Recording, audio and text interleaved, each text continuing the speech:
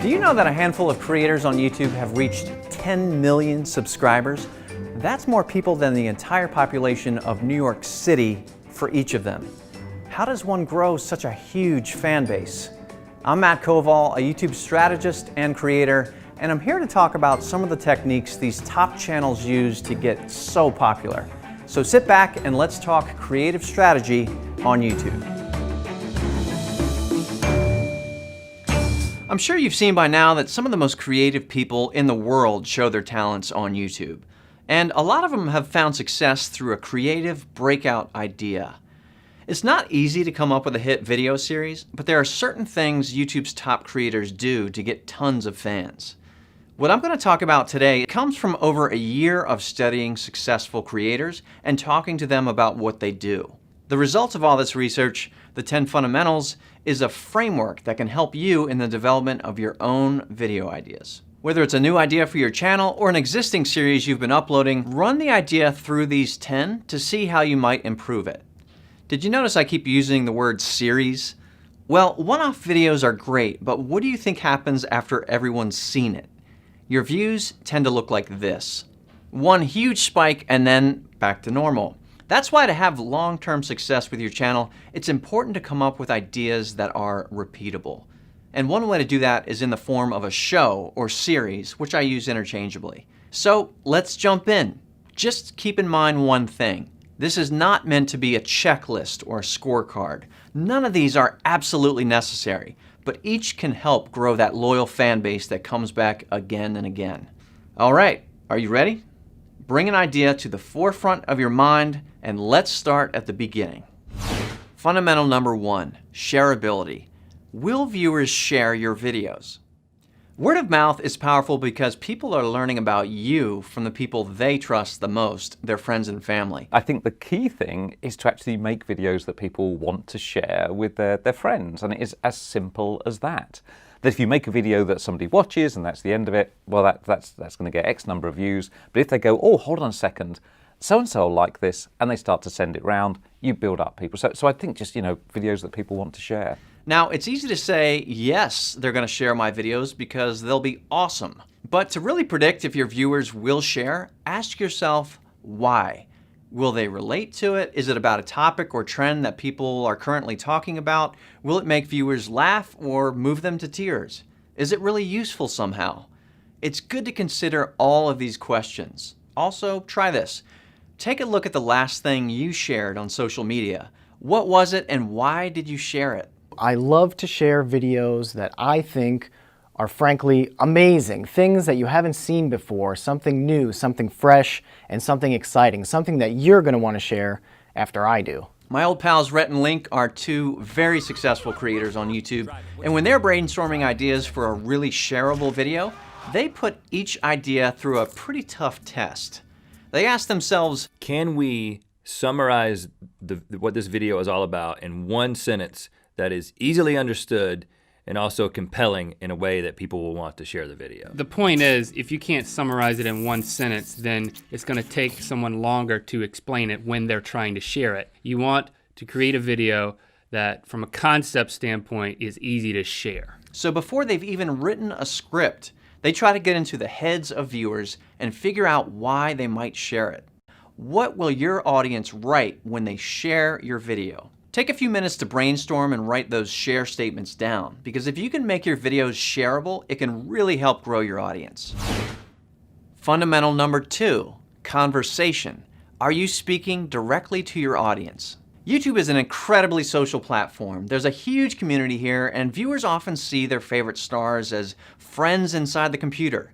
If you can turn to the camera and talk directly to the audience, the way I am now, it can be a powerful way to bond with fans and build loyalty. See, we're bonding right now, you and I. But it's not about talking to the lens like any host or reporter.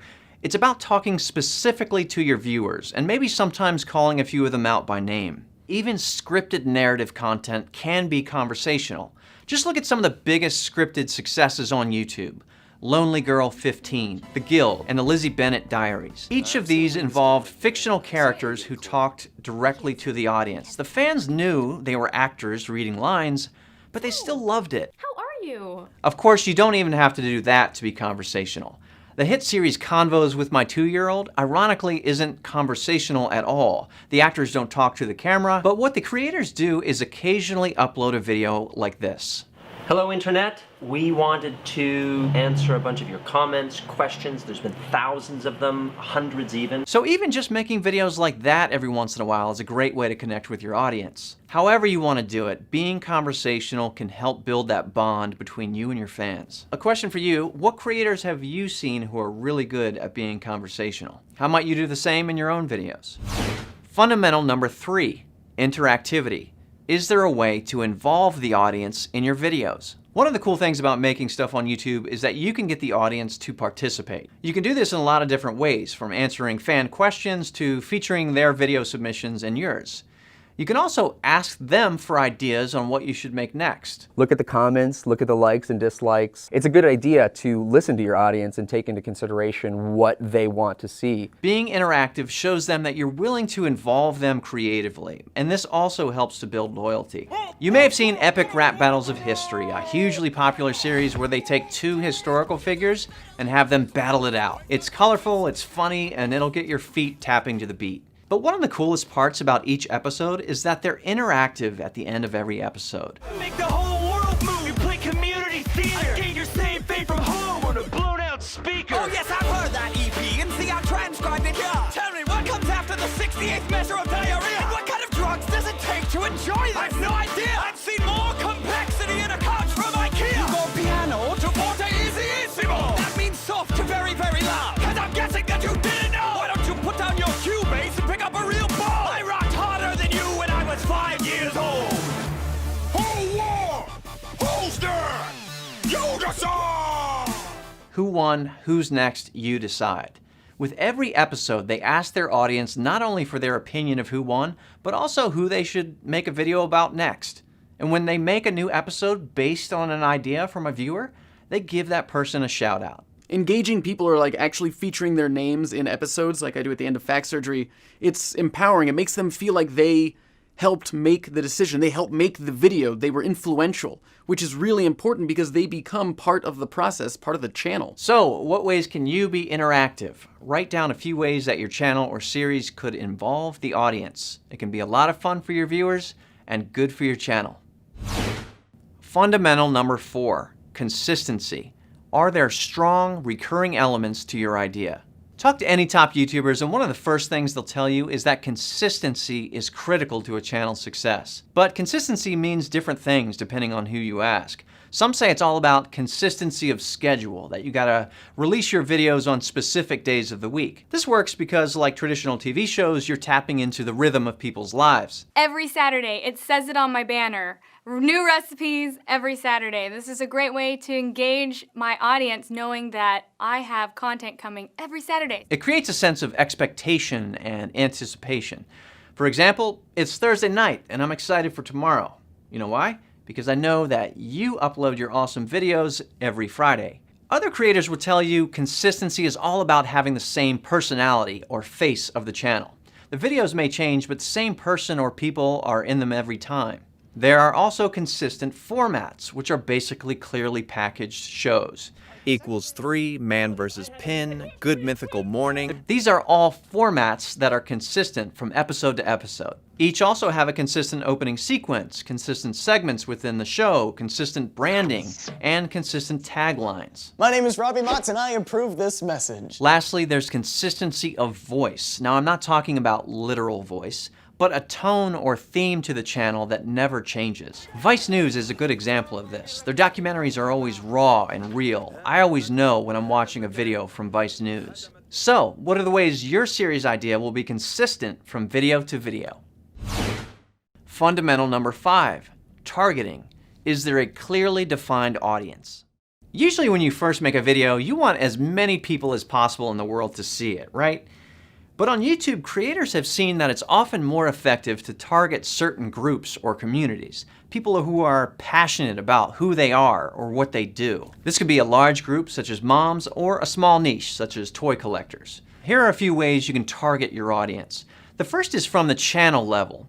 Bro Science Life is a comedy channel, but it's all about comedy at the gym. Now, if you're like me and prefer sitting down when you curl, then you're gonna love this. Pro tip, lie down for an extra chill sesh.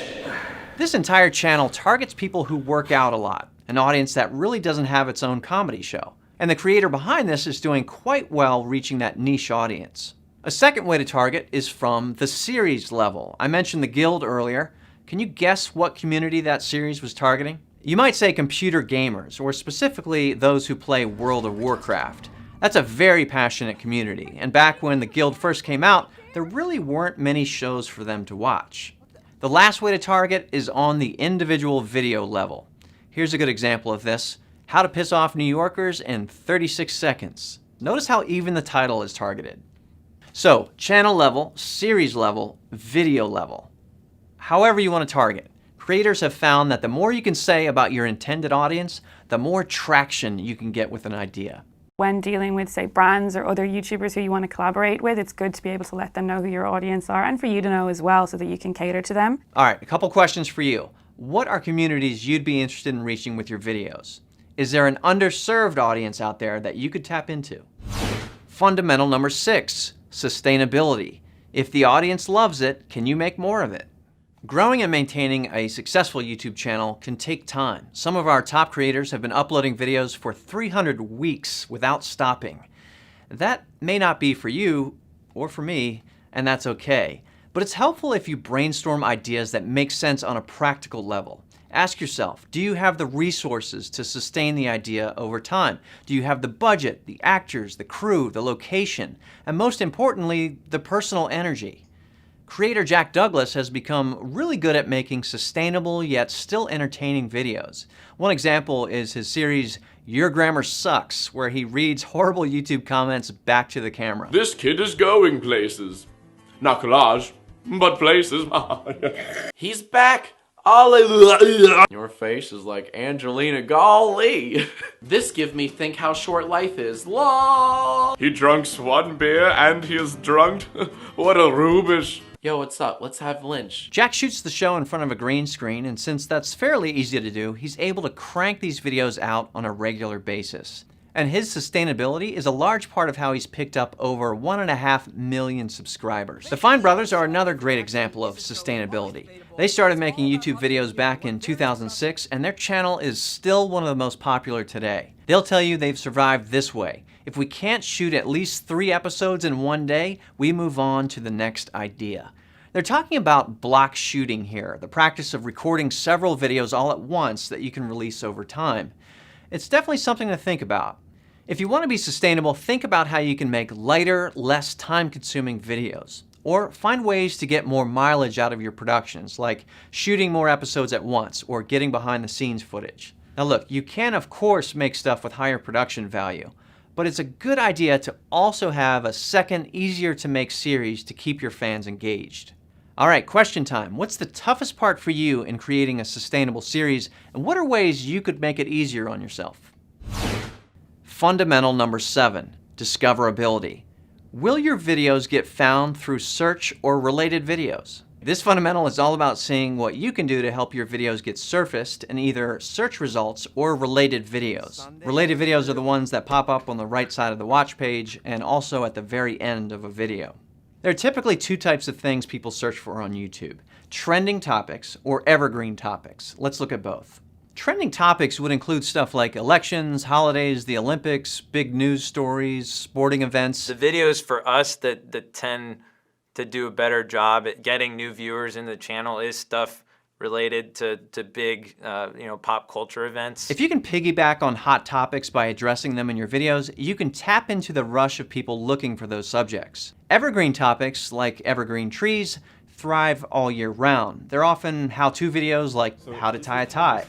Other times, they're topics in pop culture that never really die, like Star Wars, Superman, or Justin Bieber. Being aware of current events or topics that are always popular can help your videos get found by new audiences.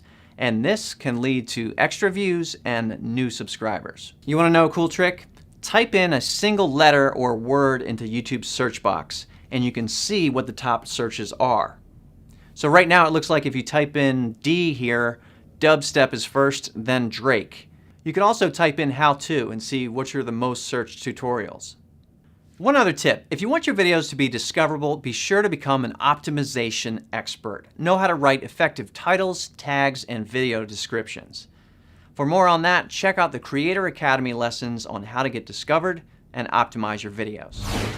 Fundamental number 8, accessibility. Can every episode be fully appreciated by a brand new viewer? Have you ever watched a TV show and you had no idea what was going on because you hadn't seen the first 3 seasons? Yeah, me too. I won't name shows. This fundamental is all about making sure your videos always welcome new viewers. It's important because people might find any random episode of yours through a social feed, a search result, or a related video. And they may not know anything about you or your channel. So it's helpful to make sure you don't leave those people in the dark, or they might be gone in a second. Try to make each video fully understandable to a new viewer. For creators who are making a narrative series with a story that may take place over many videos, there's a couple of things they can do.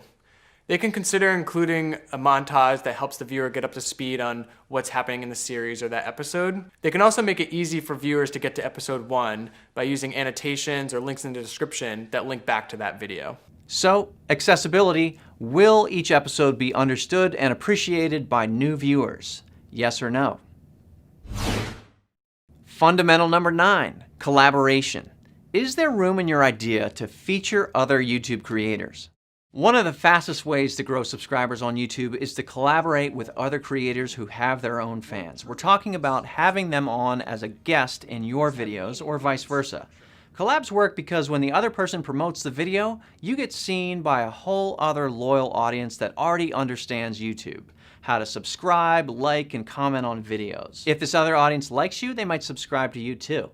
I've seen channels jump by thousands and even tens of thousands of subscribers just off one collab video. You don't have to live in the same state. You don't even have to live in the same country. If people are like overseas, you can even just ask for footage, and it's just like you're connecting with your community. It's really fun. Collabs are also a good way to make friends inside this really active community. Reaching out to other YouTubers, whether it's a lunch or a Skype chat, it's really helpful to talk to someone else that does this and to create those friendships because only other YouTubers really understand what you're going through. Just a couple pieces of advice on making a successful collaboration. First, find a partner that has a similar audience to your own.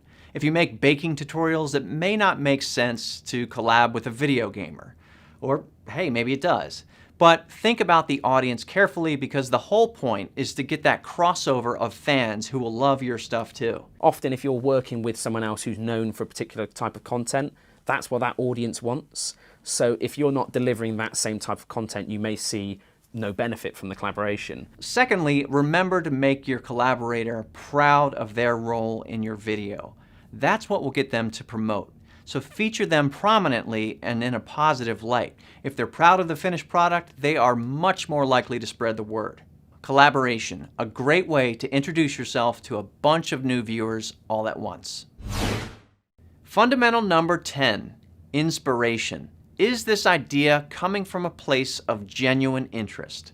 This is a big one. In fact, a lot of the top creators we talked to said it might be the most important factor in keeping yourself going and keeping yourself happy. Just look at some of YouTube's most successful creators. They're often overflowing with enthusiasm around what they do. It's currently 6 o'clock in the morning and I haven't gone to bed. I've been up all night reading letters from you guys. It's powerful because true passion shows through on camera. And if you love the topic, your videos will probably be a lot easier and a lot more fun to make. How do you find ideas that you're passionate about?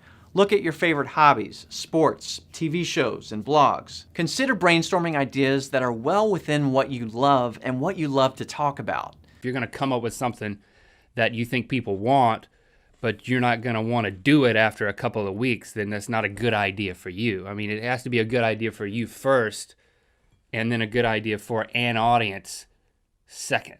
So, inspiration. Is your idea coming from a place of genuine interest?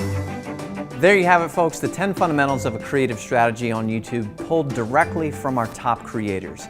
You can come back to this anytime and use it as a filter for your own ideas, run something new through the 10, or revisit a series you've been making. Just remember, none of these fundamentals are necessary, but each can help. I'm Matt Koval. You can find me at youtube.com/Matt Koval. Thanks for your time.